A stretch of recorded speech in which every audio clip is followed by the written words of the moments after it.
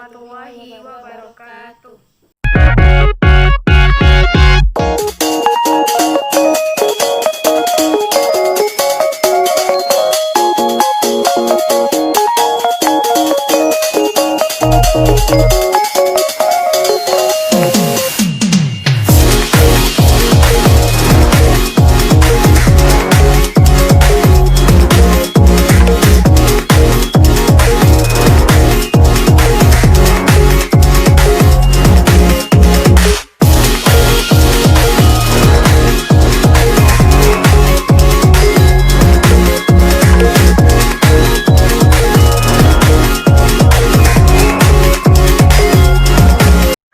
Ada peribahasa yang mengatakan, tak kenal maka tak sayang maka tak cinta.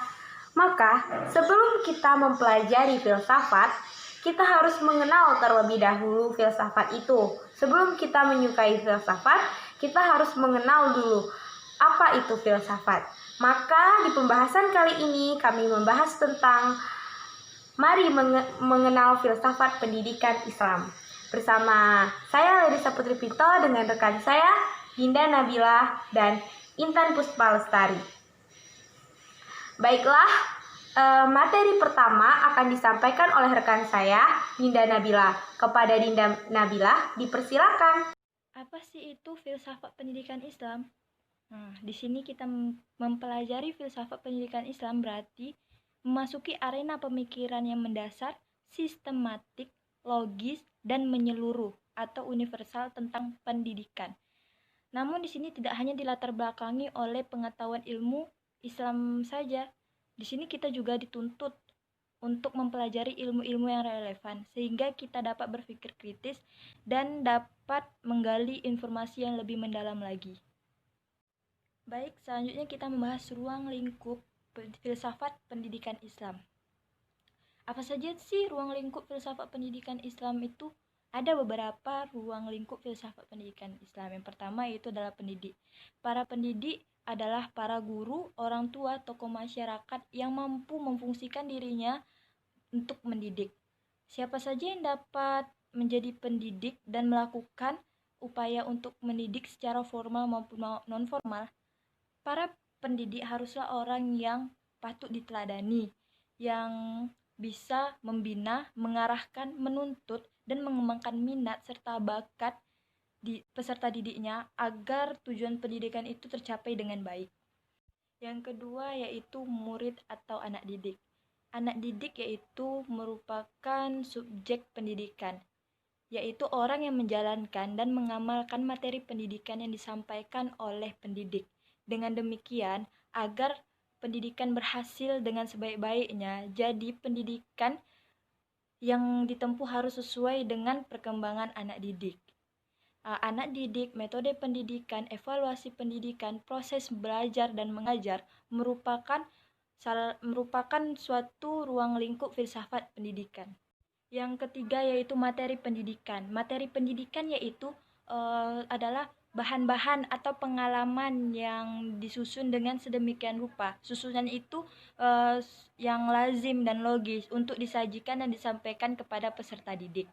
Materi pendidikan ini sebaiknya itu dirumuskan dari kumpulan pengalaman dan proses rasionalisasi yang juga dilengkapi dengan kultural masyarakat. Yang keempat yaitu adalah perbuatan mendidik.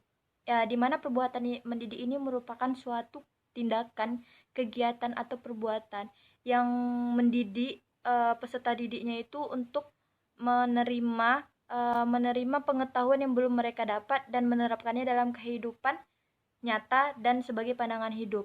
Dalam filsafat ini ada beberapa faktor yang diberikan dalam mendidik, yaitu secara lahiriah maupun batiniah.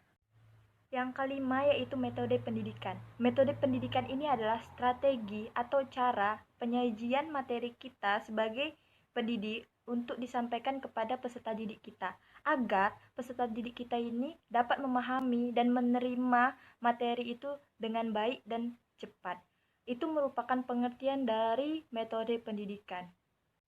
Yang keenam yaitu adalah evaluasi dan tujuan pendidikan. Evaluasi di sini adalah sistem penilaian yang dilakukan pendidik kepada peserta didik. Apakah peserta didik telah berhasil dalam memahami materi yang telah diberikan oleh pendidik? Tujuannya itu adalah memberikan hasil yang maksimal, sehingga mereka telah menerima materi yang disampaikan pendidik itu secara baik. Yang terakhir yaitu adalah alat-alat pendidikan, di mana alat-alat pendidikan ini merupakan fasilitas yang sangat yang dibutuhkan dalam proses belajar mengajar, seperti kursi, meja, spidol, papan tulis, apapun yang sangat mempengaruhi proses belajar mengajar. Karena apabila tidak ada fasilitas, maka proses belajar mengajar akan terkendala. Baik, saya Larissa Putri Pinto akan melanjutkan penjelasan dari rekan saya, Ninda Nabila.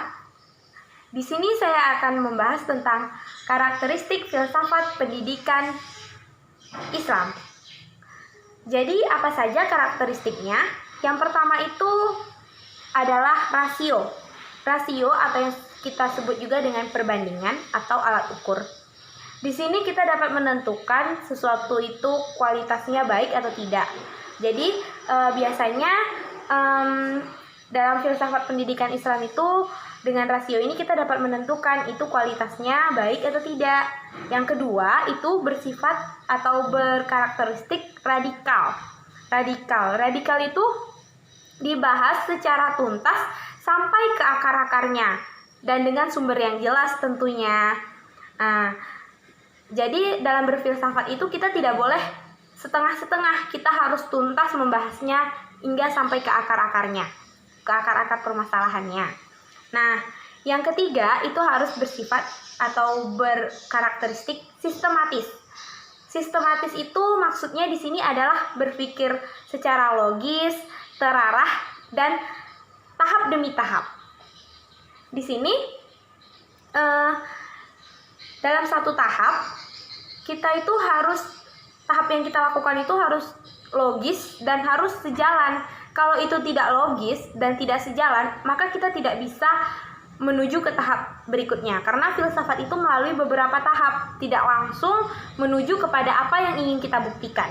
Jadi filsafat itu dia melalui beberapa tahap, dan jika tahap yang pertama belum terselesaikan, maka kita akan sulit untuk ke tahap yang berikutnya, begitu. Nah, yang keempat itu bersifat universal. Universal itu maksudnya adalah bersifat umum. Pikirannya itu bersifat umum dan menyeluruh, dan itu tidak terbatas dengan bagian-bagian apapun. Pemikiran kita itu tidak terbatas tentang apapun, tidak ada dibatasi dengan apapun.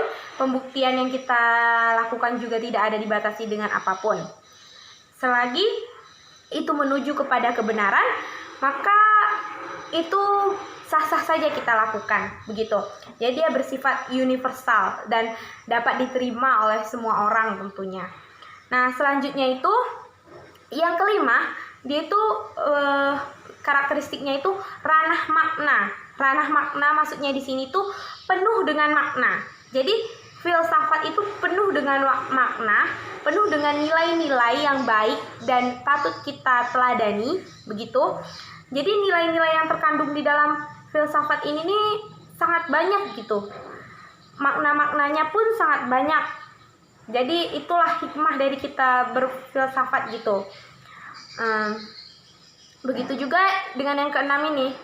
Keenam ini kearifan. Karakteristiknya itu kearifan. Kearifan itu memiliki hikmah yang sangat baik untuk kita jadikan, untuk kita ambil intisarinya dan kita jadikan panutan di dalam hidup kita gitu. Jadi tidak ada salahnya kita dalam berpikir secara filsafat ini gitu. Selanjutnya akan dilanjutkan oleh rekan saya, Intan Puspa Lestari. Terima kasih. Baiklah, saya akan melanjutkan penjelasan dari rekan saya, Larissa Putri Pinto.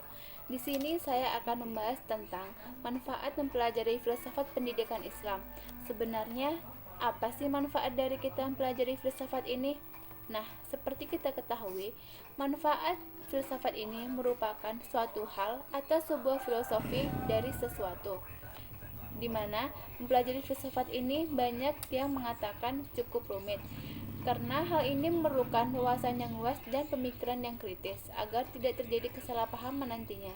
Walaupun cukup rumit, dalam belajar filsafat ini banyak sekali manfaat yang akan kita dapatkan.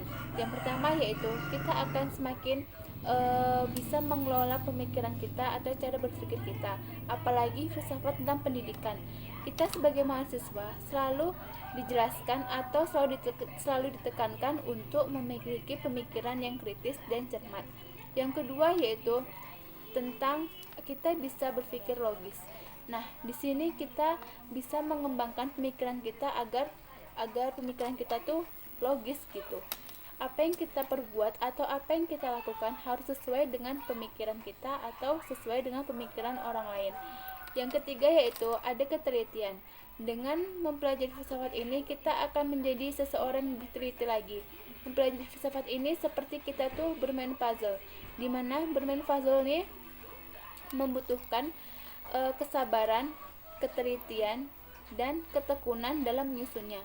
Begitu juga dengan kita mempelajari filsafat, kita membutuhkan kesabaran dan ketelitian untuk mendapatkan ilmu untuk diri kita sendiri dan orang lain. Yang keempat yaitu ada rasional. Rasional ini merupakan rasa tanggung jawab, di mana apa yang telah kita lakukan atau apa yang telah kita kembangkan tuh harus kita pertanggungjawabkan nantinya. Yang kelima yaitu ada toleransi. Toleransi ini bisa dikatakan sebagai kemampuan. Nah, di sini dengan kita belajar filsafat ini, kita akan mengetahui kemampuan kita tuh sampai di mana dan apa yang kita miliki di dalam diri kita. Kemampuan apa yang ada di dalam diri kita, kita akan mengetahui itu semua. Baiklah, hanya itu yang bisa saya sampaikan. Lebih dan kurangnya saya mohon maaf. Wassalamualaikum warahmatullahi wabarakatuh.